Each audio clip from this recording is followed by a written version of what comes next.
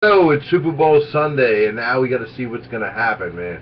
Seattle's got to do it, man. They can't let Tom Brady beat them. They can't let Pastor Grunk every 5 minutes or Edelman. They got to stay with it. The Legion of Boom, even though they're nicked and banged up and scraped up and bruised up and so forth, they still have to come through, man. They got to have that great defense, man.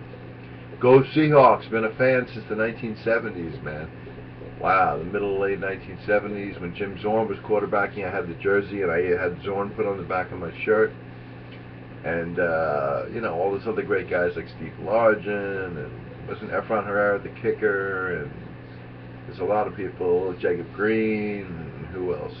And then, of course, you had the 1980s teams with Dave Craig and a running back with the same name as Kurt Warner. And who was the receiver and kicker? Of course, Steve Largent was on both teams, 70s and 80s teams.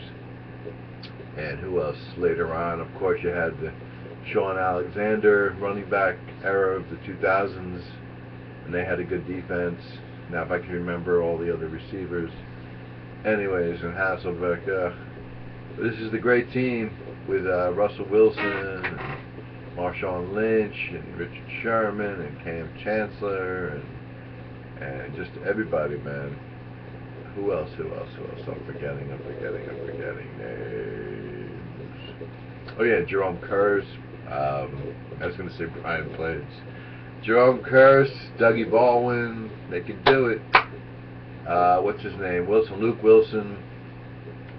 Also, a little note to all the people in the entertainment, especially Saturday Night Live, man. Those were 4 or 5 steals, man. The edge of reality, the edge of reason. My lines that I put up right here on YouTube was it Monday or Wednesday or Tuesday or Thursday or days before Saturday Night Live, where I talked about the blizzard like Dairy Queen. That was stolen. I mentioned Bill de Blasio prominently. That was mentioned in the skit.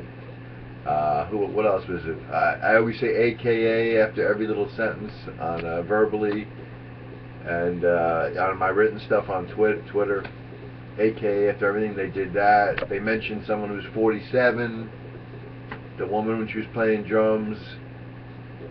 An old friend of mine used to always do these drum skits, and it just seemed very plagiarized, to say the least. But we can't officially blame them. But wow, man, I might get 2 views, but one of those 2 is probably right on SNL. But we don't want to blame all of them. Keep up the great work. Hire me, and I should be one of your writers and cast members. And also, Joe Montana used a 4-inch joke in Terry Bradshaw. They were roasting him, like making a joke about his wife. Was promised 8 inches, he got 4 inches. I did a joke about 4 inches, a dwarf's erection or something like that. A dwarf's hard on, 4 inches. And why did they come to that amount? Because it was a little more. It was like 5 or 6 in the city, about 3 or 4 out in the suburbs here in Jersey. So that was another joke that seemed to be stolen. But we don't know. We don't know. I'm sure there's old Dan Barcanites around the world and country thinking of my great jokes, and you know, under the radar, maybe. Let's not use the word steal for copyright infringement, stuff like that, but sort of stealing my material. But that's alright. It's all good, man. Anyways, go Seahawks. It's time for me to be the star of my own TV show, like a host slash, like Saturday Night Live meets The Tonight Show meets late night TV, something like that, you know. Meets even crazy parts of daytime talk, but no Jerry Springer stuff here, not really. Anyways, gotta run, gotta stun, I don't want to say I got a gun, I can incriminate myself. But peace. Go Seahawks.